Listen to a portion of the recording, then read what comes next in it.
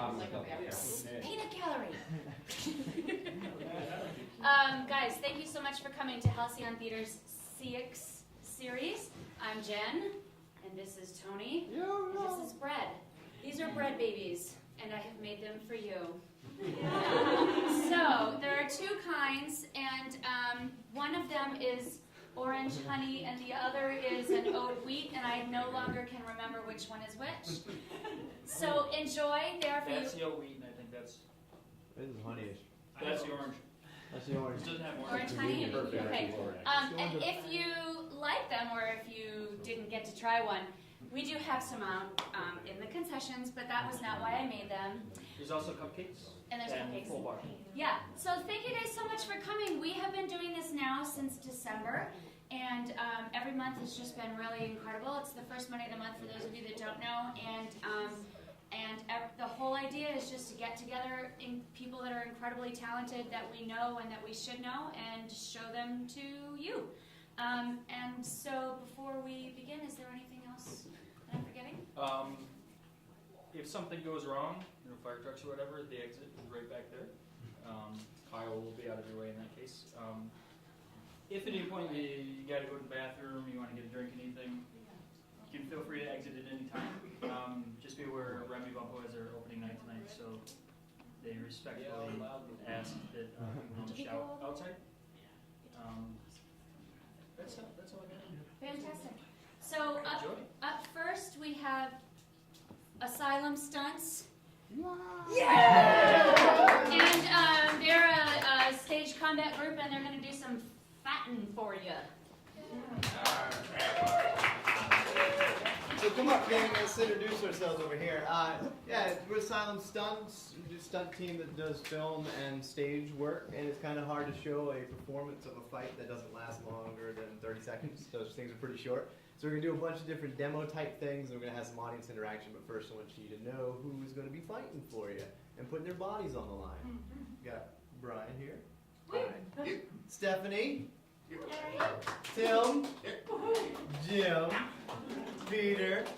Katie. And Charlie.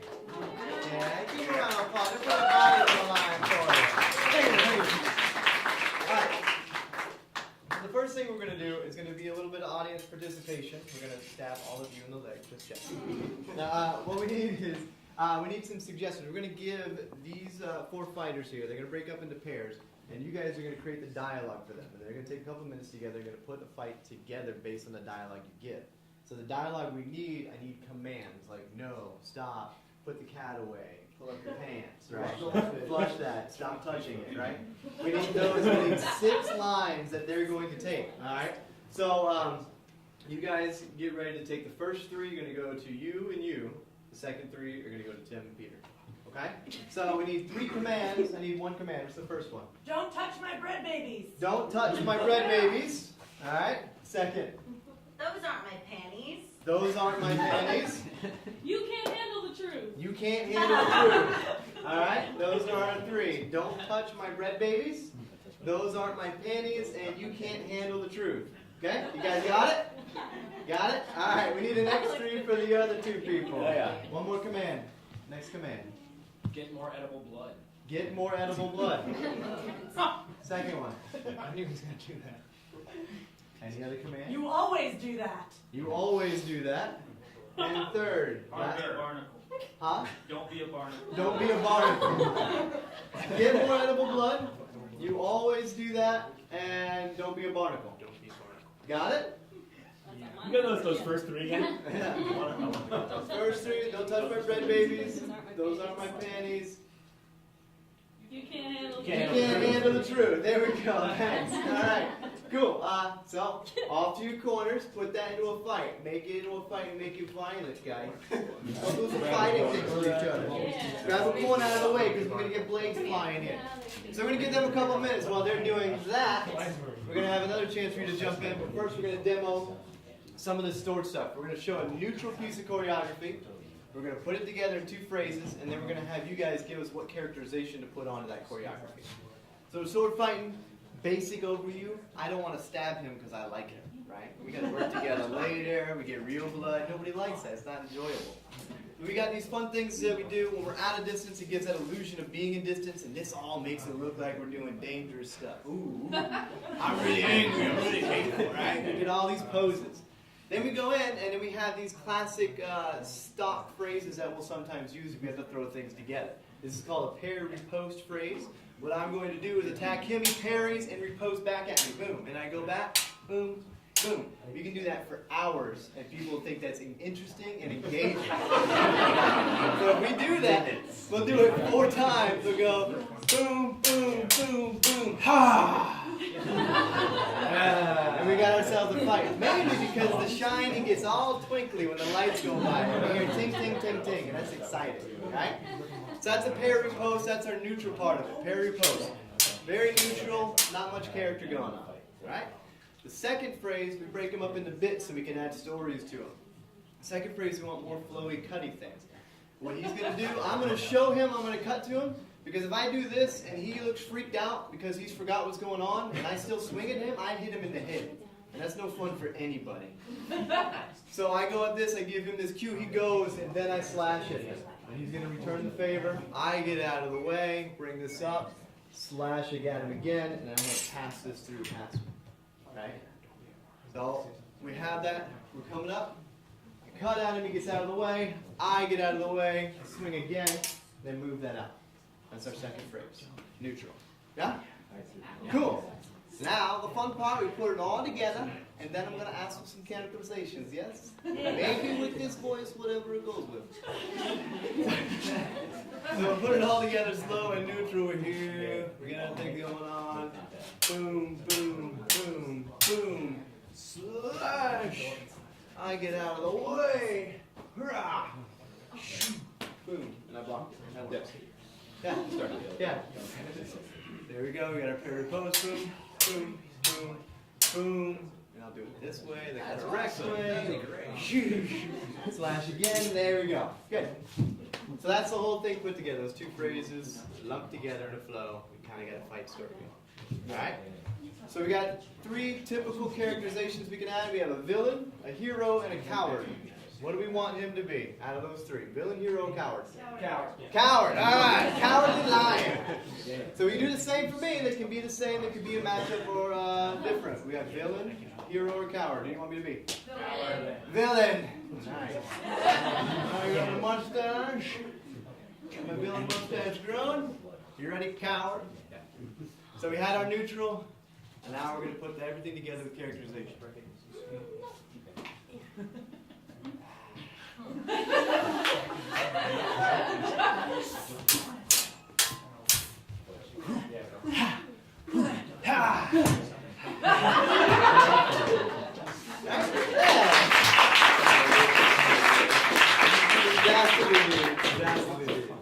Right? We'll do it one more time so you can see a difference of character. Let's give him another character, villain, hero, or coward. Hero. Hero! Heroic. One more for me. What's villain, hero, and coward?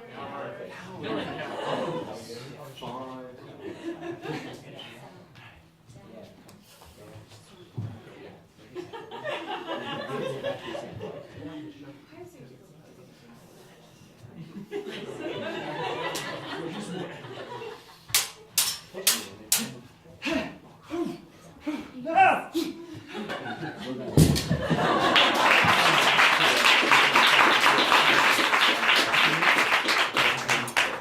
So that's basic, quick thing with swords and running through and why we're fascinating and shiny.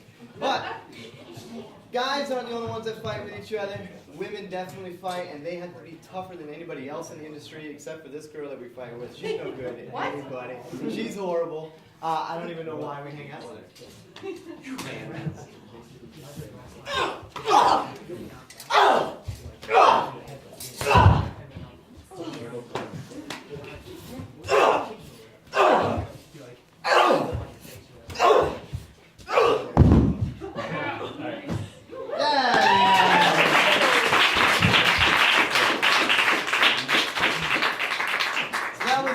basic bit of choreography. We do the stunt workout. This is called the double gut. Let's do it one more time. With everything at the end.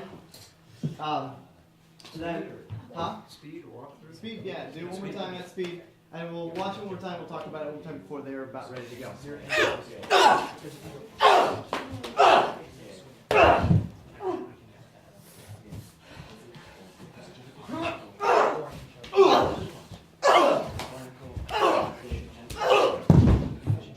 Nice.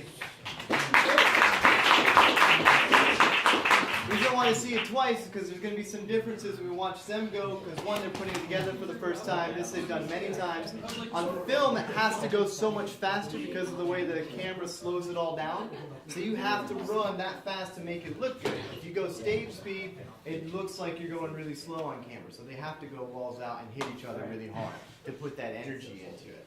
Right? And then there's also missing the sound effects. They put that in post. We're going to add those in if they don't have them already put in. Those are called naps that we hide on stage, and they produce that sound effect that people swear sounds like it really getting hit in the face. When you get punched in the face, it makes a weird deadening leather sound, and it's not really that interesting, and the audience doesn't like it. They like this. You guys like this sound, right?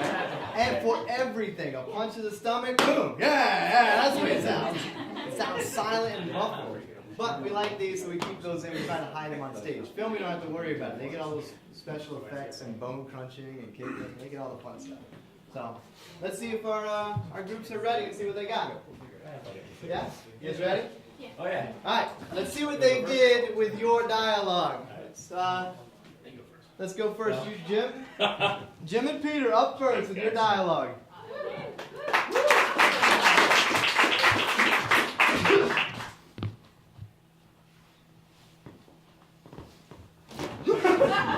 These are my panties! I always do that! Oh. Get your hands off my breadbasket! Oh. Don't be such a barnacle! Punch! Punch! Punch! You can't handle the truth! Oh. Oh. Oh. Get some more animal blood! Oh.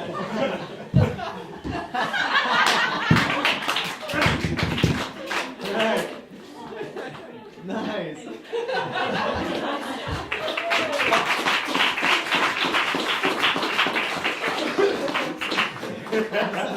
All right, next up we have Stephanie and Tim. Don't touch my bread babies! Use more edible blood! Those aren't my panties.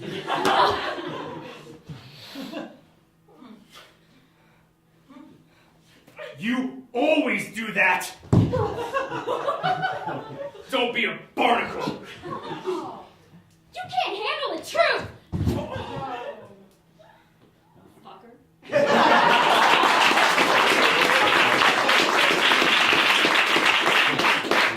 Good, let's give them both a round of applause. Good.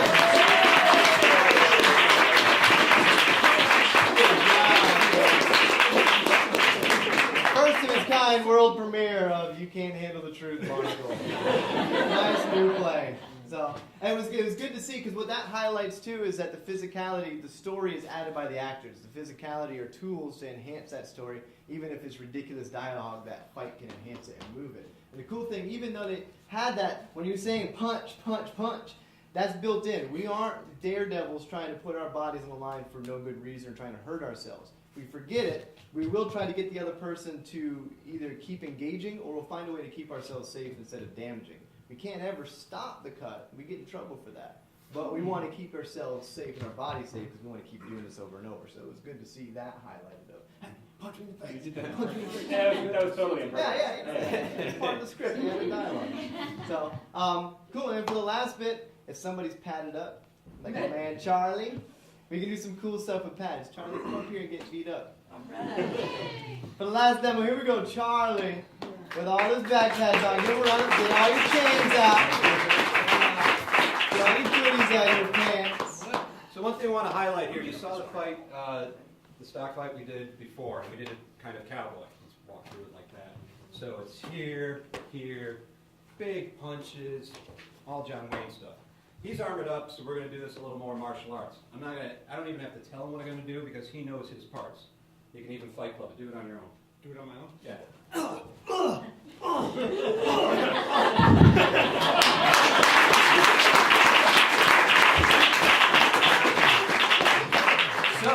now I'll jump in.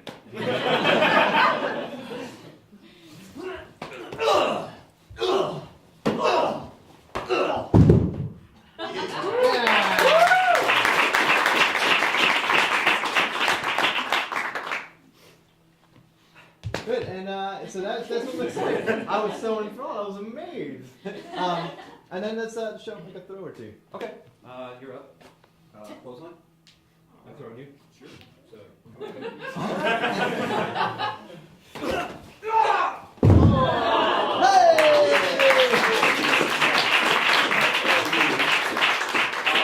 Put me? Sure. What could possibly go wrong? You want that 1, 2, 3? Let's go. Just All right.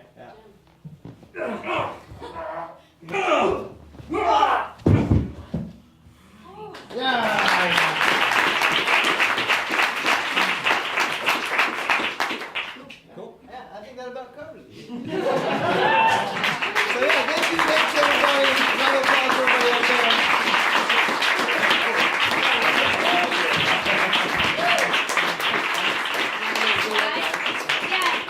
There's no way to get to the dressing room unless you go back, so everybody's just kind of walk up and down from their seats. It's totally cool. And you guys are Asylum Stunts, and Greg has a fight company called Gravity and Momentum, right? Yep. Yes. So, and you can find both of And those. fight jams. And Fight Jam is in there too. And Fight Jam is still happening once a month?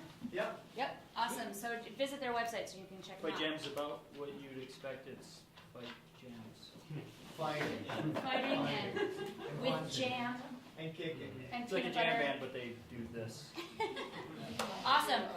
So next up, we have one of our new artists in residence for Halcyon Theater. You guys are going to see 3 of them tonight. Well, the last group that you see has an artist in residence in it. But up first we have Leah and Jeff Dallek, and they're going to do some singing and stuff. Yeah. So welcome.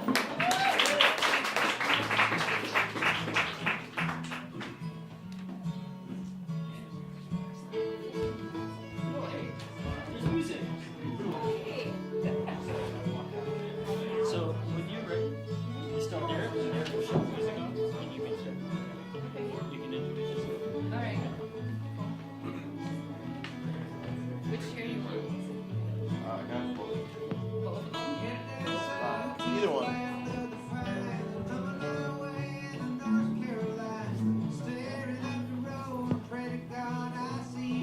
Let's get center stage.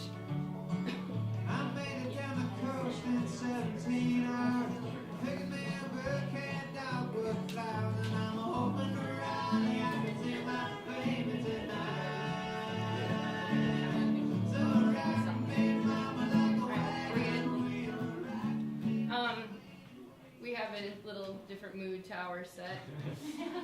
That's the idea. Yeah. My name's Lisa Bastirado. This is Alec Lehrman. We actually don't play in a group together right now. The last time we played together was in college, like 4 years ago. A while ago. And anyways, both of us have our own groups that we're doing right now.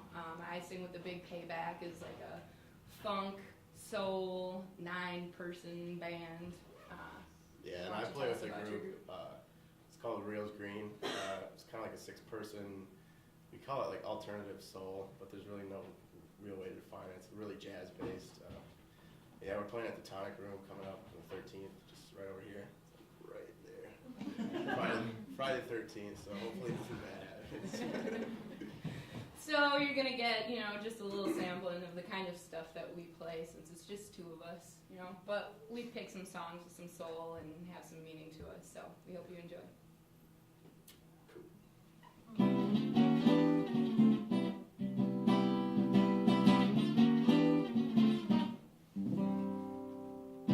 Do nothing till you hear from me.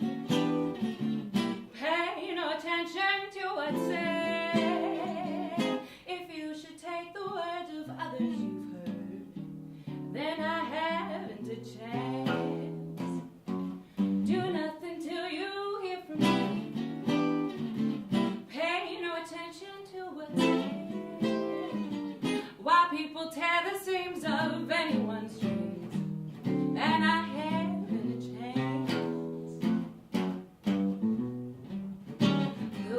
been seen with someone new, but that doesn't mean that I've been true. Although we're apart, these words in my heart reveal how I feel about you. So kiss me, cloud my memory, though other arms may hold a thrill. Do nothing till you hear from me, baby, oh, and then you never will.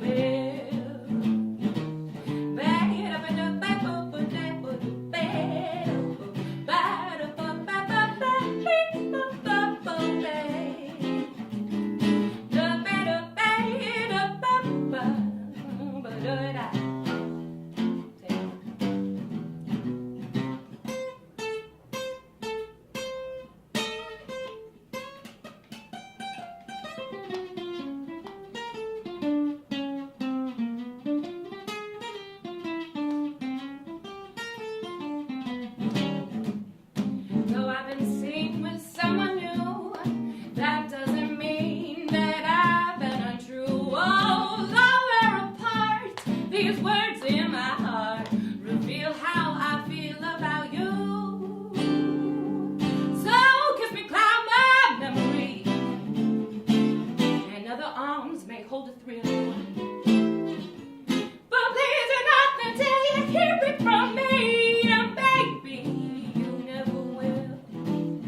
Do nothing till you hear it from me, yeah. And baby, you never will.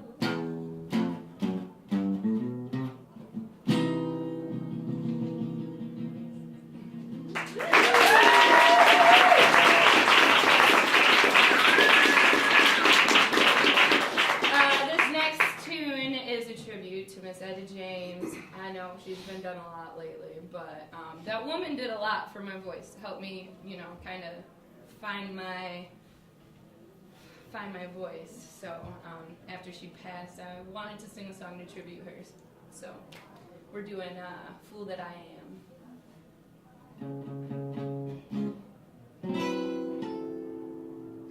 Fool that I am,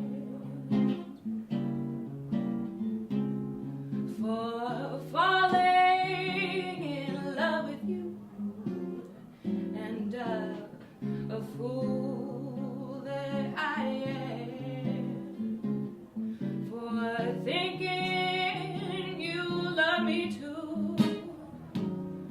You took my heart and played the part of a little coquette, and oh, my dreams just disappeared like a smoke from a cigarette.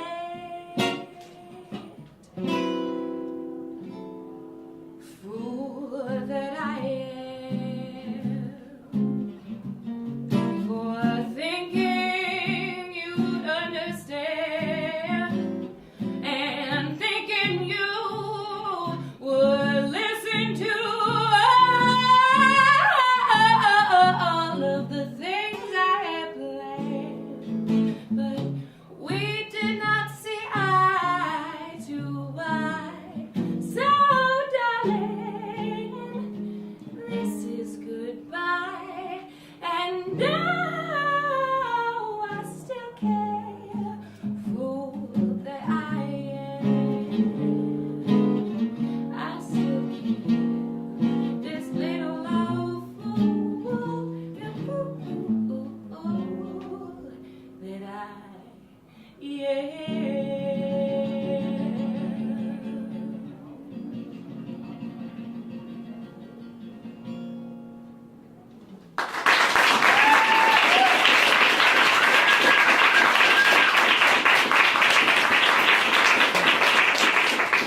This next tune was brought to my attention by Adele, and it's originally done by a group called the Steel Drivers.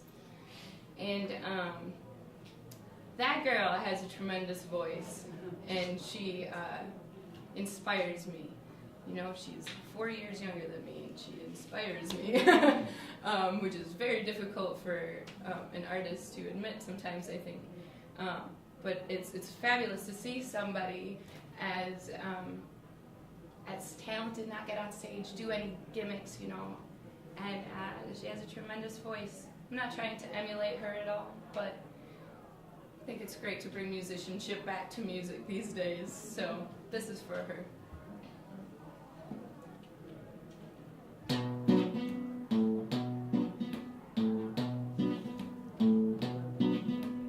Never would have hitchhiked to Birmingham if it hadn't been for love. Never would have caught a train to Louisiana if it hadn't been for love. Never would have run through the blinding rain without $1 to my name if it hadn't been for love. Never would have seen the trouble that I'm in if it hadn't been for love. I would have been gone like the wayward wind if it hadn't been for love. Nobody knows it better than me, and I wouldn't be wishing that I was free if it hadn't been for love. Four cold walls against my will, at least I know he's lying still. Four cold walls without parole. Oh Lord, have mercy on my soul.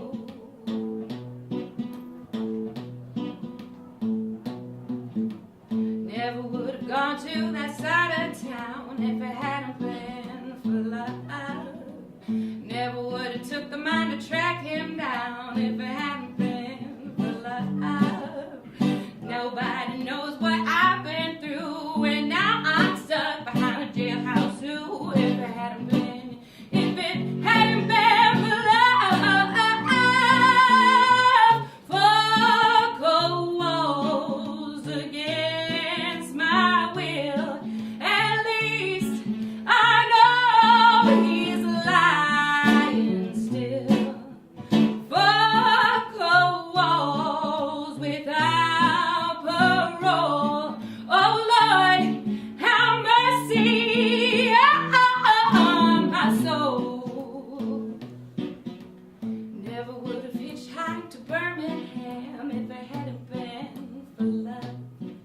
Never would have caught a train to Louisiana if it hadn't been for love.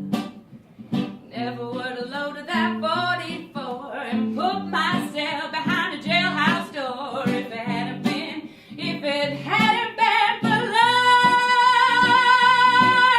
If it hadn't been for love, love, love. If it hadn't been for love.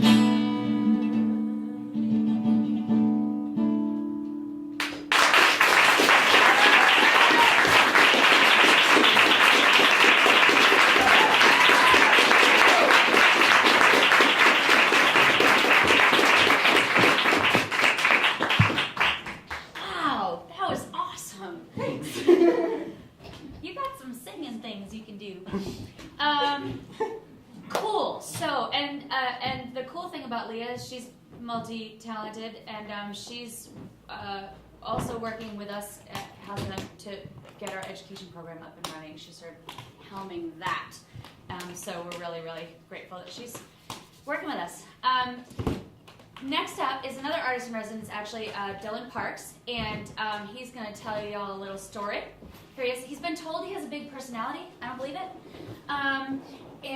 But you guys can tell him. And after that, we'll take an intermission. The show that's going on has their opening tonight, so we do kind of need to be quiet out there, but you can get beer or coffee or juice or whatever you want at their... Or muffins.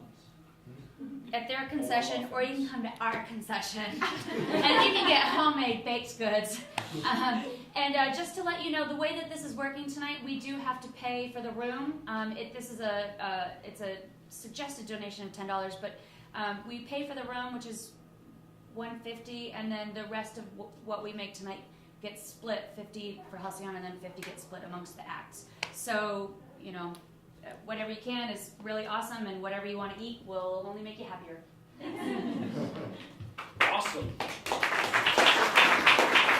Two things I realized before I even start what I was doing. I'm actually wearing the only connection I have to the first act is a fencing t-shirt. I have wearing it, and it's hot up here, so I'm going to take this off. The second thing I realized, and this is a paradox that I find about Adele, that I do very fortunately don't have. I love Adele. She's amazing. She sings like the mountains move, the trees cry, the world changes. She starts talking, and I rip my ears off, and I never want to hear again. So it's a fun paradox about Adele. So I'm going to tell you a little story. I just want to tell you a quick story. It's about love and lust in the former Soviet Union. So I fell in love with Russia when I was a young boy. I literally craved Russian literature. I read it constantly, and as most young children who read Russian literature, I didn't have any friends.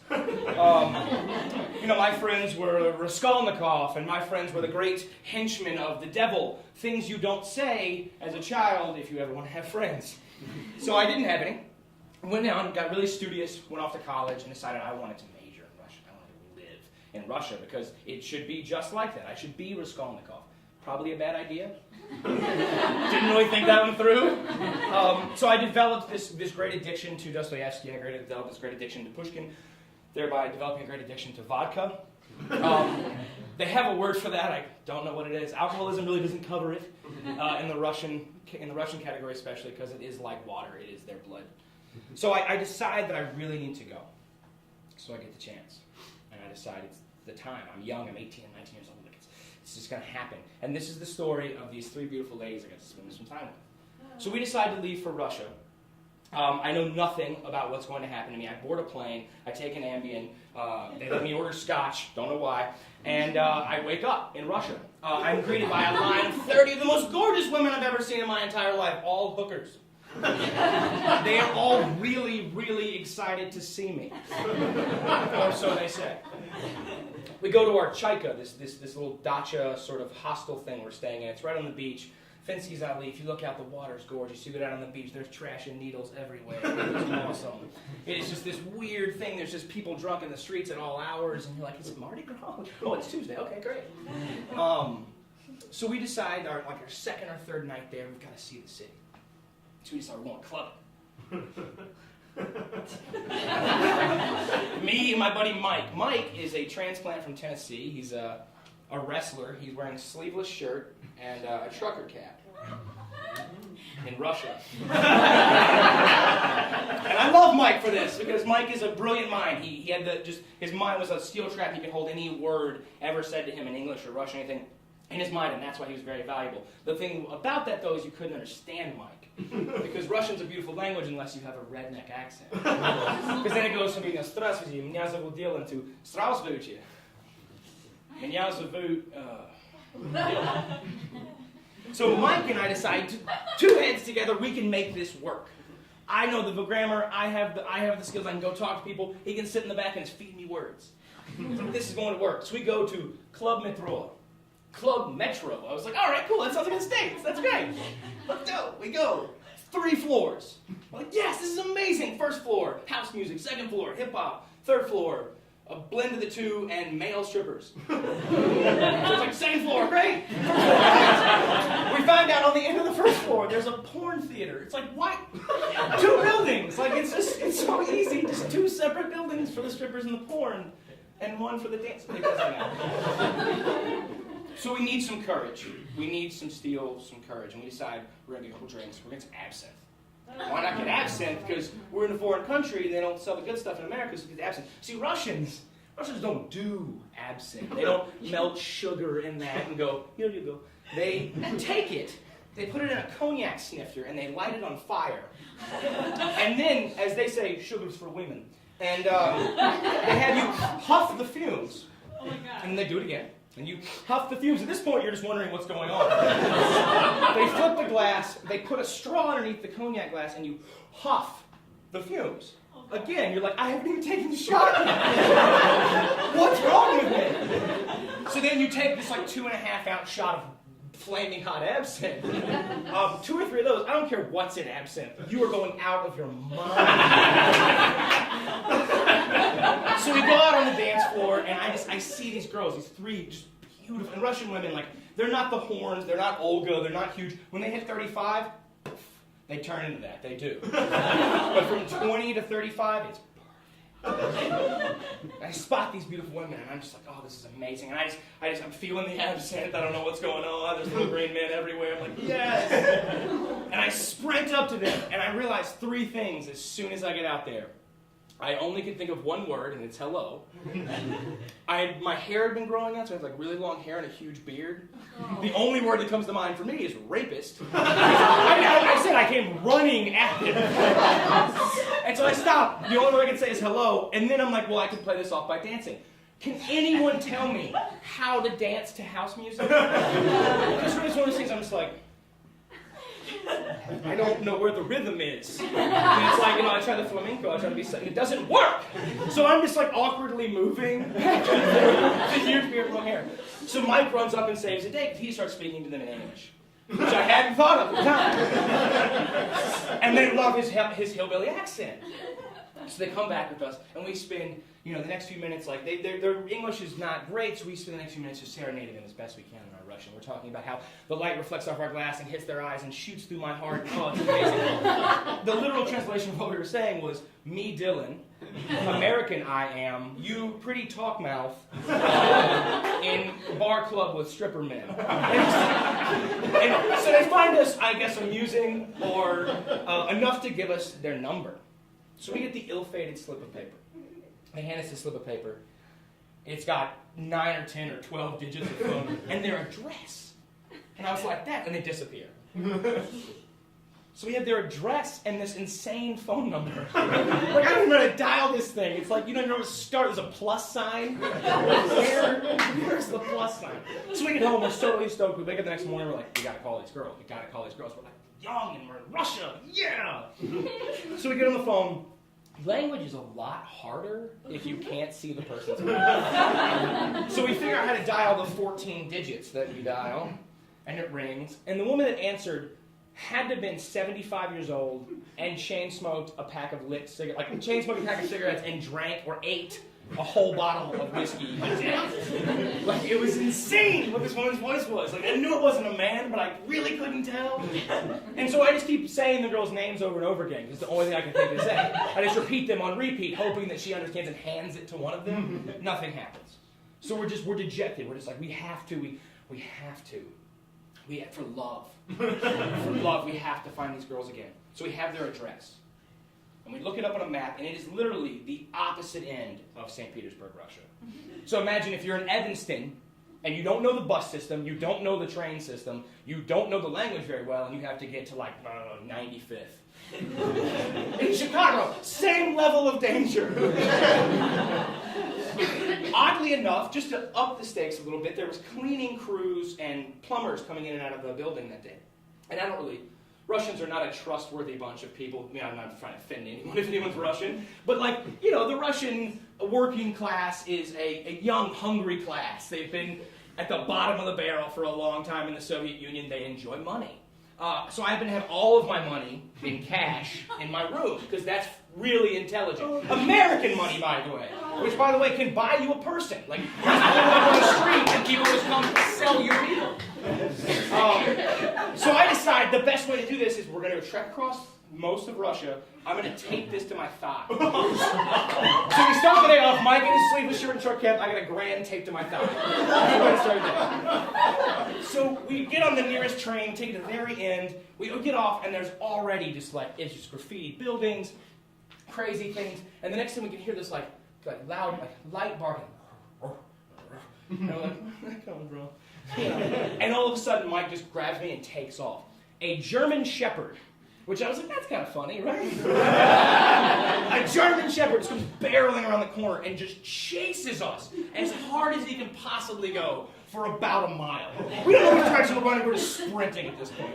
So finally, like, the dog gets tired, thank God, before it eats me, because Mike's way faster than I am. And I gotta stop, and I'm just huffing and puffing. And I look over, and there's a guy behind the bushes, bleeding. It's like it's just one of those moments in your life where, like, words just don't do justice to what is happening. Because I've still got $1,000 So we happen to be going the right direction. Because that was like, lust, yes, love is carrying us in the right way. So we get to their building. There are drunks everywhere. Most of the windows are broken out, and there's graffiti covering everything. And again, on the idea of going down like 95th, that moment you're like, I might die in this neighborhood. And we knock on the door. Why not? Knock on the door, ring the bell, no answer. We buzz, we get the same woman. I was like, are you a 75-year-old woman who like masquerades as a 22-year-old at night? And it's like, you know, swan prince kind of thing? I don't understand. And finally, we just happen to be standing outside when through one of the broken windows, a curtain moves. And there they are, these three beautiful women. They're, of course, petrified at this point because the two random Americans they met the night before were like giddily jumping up and down outside the car. They have no idea how we found them. So we end up going in and we find a medium between English and Russian. We have these beautiful conversations. We drink vodka together. We eat pickles, which is what they do when they drink vodka. I don't know. Don't ask me. And we drink and we tell stories and we eat at this beautiful restaurant that also happens to be a strip club, which we didn't know. Great moment, by the way, when someone sets down a Wiener Schnitzel, again, ironic, in front of you, and they're naked. Like, they weren't naked 10 minutes ago when they brought you your Diet Coke, but when they set down your Wiener Schnitzel, they're naked. And it's like, this is amazing. Why don't I live here all the time? So we just share these beautiful, beautiful, wonderful nights in this. It's just really romantic. And the only thing we really learn about these girls is they're from the north. Just the north.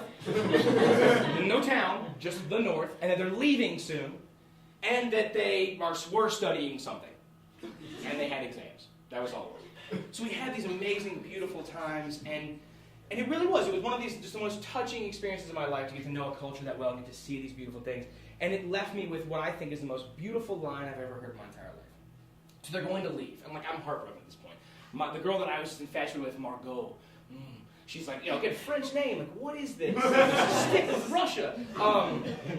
We go to the train station to take them to put their bags. And Mike's been smacking me the whole way because I'm like trying to hold back tears. I'm like, it's Margot, man.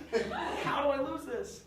And so they haven't said a word. They haven't said a word. We're leading them to the train, and she gets to the end of the train, and Margot, she stops. She sets her bag down.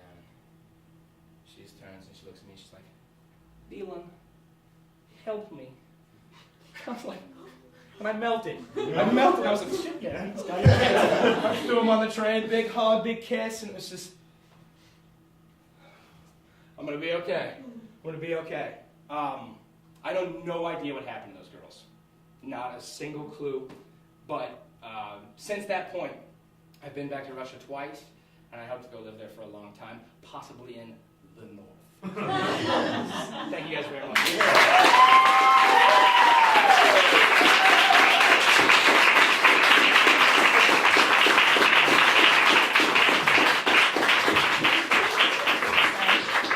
Awesome. Thanks, Dylan. Great. Take a couple minutes and just be a little quiet out here. Oh, I told him.